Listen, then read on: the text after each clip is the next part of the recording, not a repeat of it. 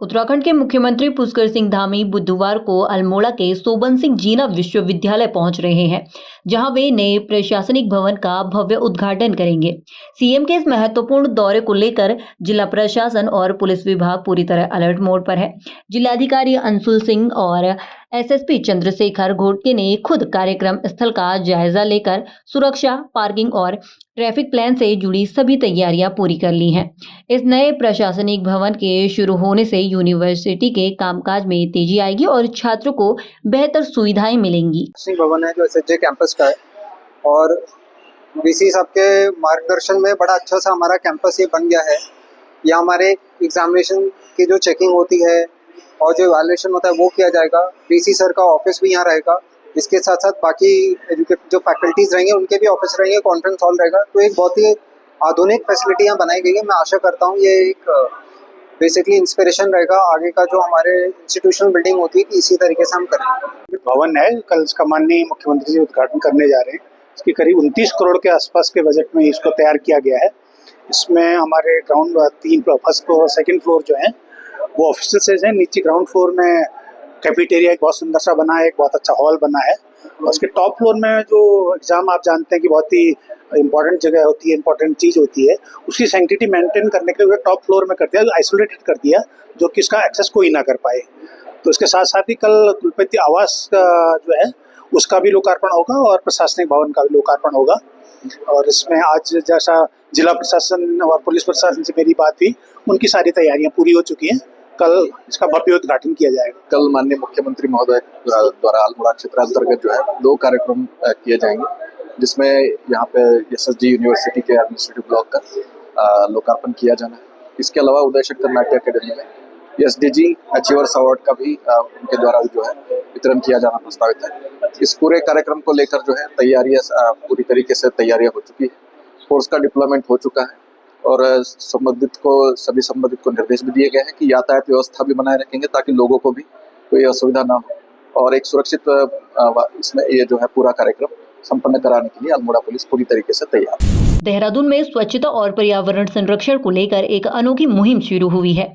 यहां अभिनेत्री और समाज सेवी डॉक्टर आरुषि निशंक के स्पर्श गंगा अभियान के तहत प्लास्टिक से पुण्य कार्यक्रम का आयोजन किया जा रहा है। इस खास मौके पर वन एवं पर्यावरण मंत्री सुबोध उनियाल और मेयर सौरभ थपलियाल समेत कई दिग्गज मौजूद रहे।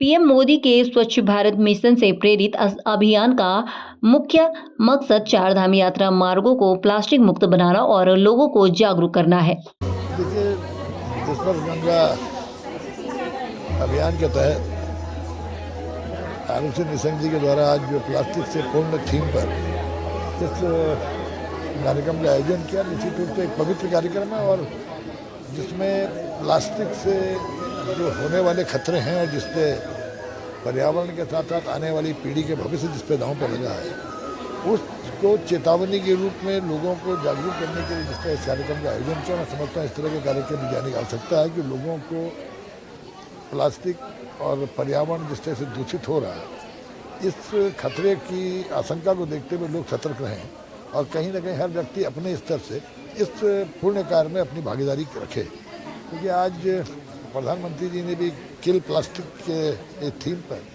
पूरी दुनिया का आह्वान किया, सर्कुलर इकोनॉमी की बात की कि किस तरह से प्लास्टिक को ख़त्म करने के इस उद्देश्य में सर्कुलर इकोनॉमी के माध्यम से रोजगार को प्राप्त किया जा सकता है, आजीविका भी चलाई जा सकती है और आने वाली पीढ़ियों के भविष्य के प्रति चिंतित होते हैं उनको बचाने का काम किया जा सकता है। तो एक बहुत ही अच्छा कार्यक्रम है और इससे कहीं ना कहीं लोगों में जागरूकता आएगी और पर्यावरण को बचाने के, गंगा के अस्तित्व को बचाने के, पर्यावरण को बचाने के, ग्लोबल वार्मिंग और जो जलवायु परिवर्तन एक बहुत बड़ा दुनिया के सामने आने वाले समय का खतरा है, इससे सब लोग मिल करके लड़ेंगे और इसमें निश्चित रूप से मानवता जीते।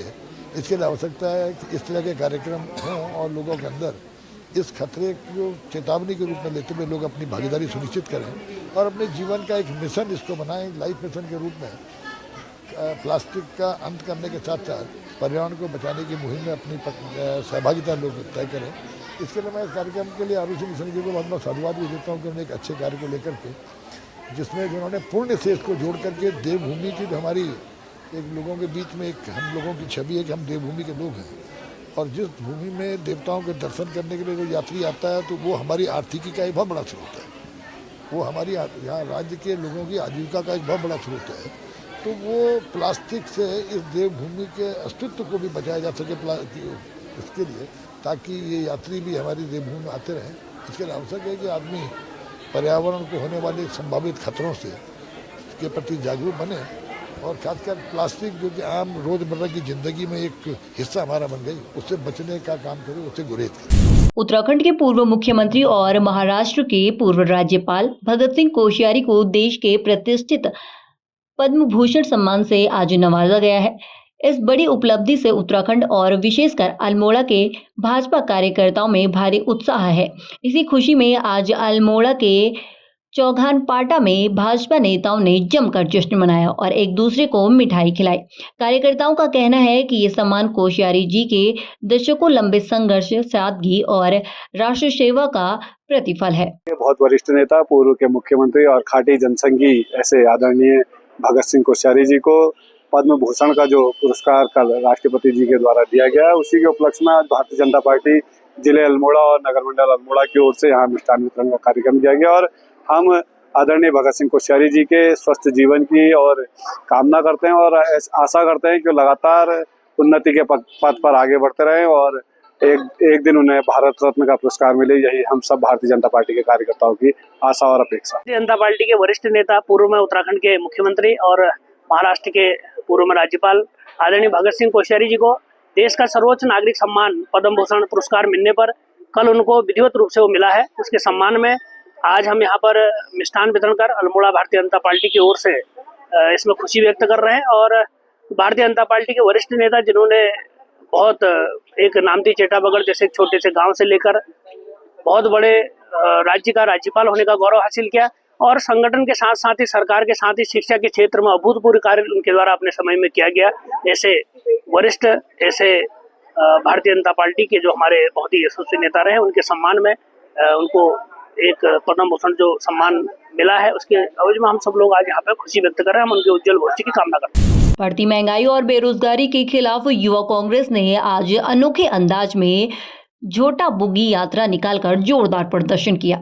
इस विरोध प्रदर्शन में मुख्य रूप से शामिल हुए पूर्व मुख्यमंत्री हरीश रावत ने केंद्र सरकार पर तीखा हमला बोला। हरीश रावत ने कहा कि आम जनता महंगाई की मार झेल रही है और सरकार नीट पेपर लीक जैसी विफलताओं से छात्रों का भविष्य बर्बाद कर रही है। साथ ही उन्होंने मांग की कि प्रतियोगी परीक्षा देने वाले छात्रों के लिए बस यात्रा मुफ्त की जाए। कांग्रेस नेताओं ने साफ किया कि वे जनता के हक की लड़ाई सड़क से संसद तक जारी रखेंगे। नारे सड़क के किनारे से लोग लगा रहे, मोदी तेरे राज में कटोरा आ गया हाथ में। जब आज महंगाई से हर घर त्रस्त है, हर घर दुखी है आज, और महंगाई दिन प्रतिदिन थोपी जा रही है। अरे आपने 9 साल तक सस्ता तेल रूस से और ईरान से लेकर के जिन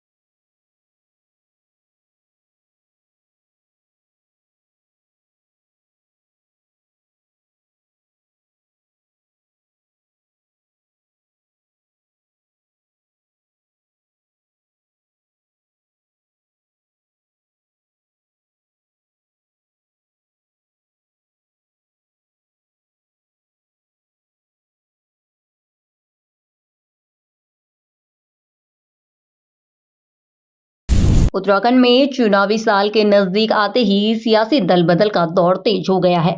भाजपा प्रदेश प्रवक्ता कुंवर जपेंद्र ने दावा किया है कि कांग्रेस के कई बड़े नेता जल्द ही भाजपा का दामन थामने वाले हैं। उन्होंने पूर्व मुख्यमंत्री हरीश रावत पर तंज कसते हुए कहा कि रावत अपनी ही पार्टी में अंदरूनी विस्फोट करते रहते हैं, जिससे कांग्रेस खुद को कांग्रेस मुक्त बनाने में जुटी है। साथ ही जपेंद्र ने कहा कि कांग्रेस के भीतर टिकट की खरीद फरोख्त और भ्रष्टाचार से परेशान सच्चे नेताओं के लिए भाजपा ही सबसे बेहतर मंच है, इसीलिए आने वाले सभी नेताओं का स्वागत है।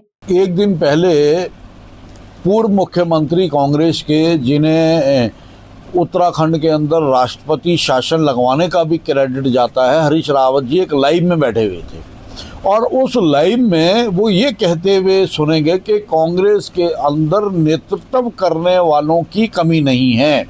हमारे पास फलाना व्यक्ति मुख्यमंत्री के लायक है, फलाना व्यक्ति मुख्यमंत्री के लायक है, फलाना नेता मुख्यमंत्री के लायक है। और उन्होंने जो 10 नेताओं के नाम गिनवा दिए, उन 10 के 10 नेताओं को ये जता दिया कि तुम सब आने वाले मुख्यमंत्री के लायक हो। तो वो जो जूतम पेजार कांग्रेस में अब शुरू हुई, हमें सुन के हंसी आ रही थी। तो हमें तो पता था कि ये कुछ बहुत बड़ा विस्फोट कांग्रेस में होने जा रहा है, लेकिन जिस तरह से कांग्रेस में विस्फोट हरीश रावत जी करते हैं, वो कांग्रेस जनों को भी तब पता चलता है जब वो विस्फोट हो जाते हैं। तो इसे इसी दृष्टि से देखा जाना चाहिए कि कांग्रेस मुक्त भारत, कांग्रेस मुक्त उत्तराखंड की दिशा में कांग्रेस खुद ही सहयोग करने में लगी हुई है।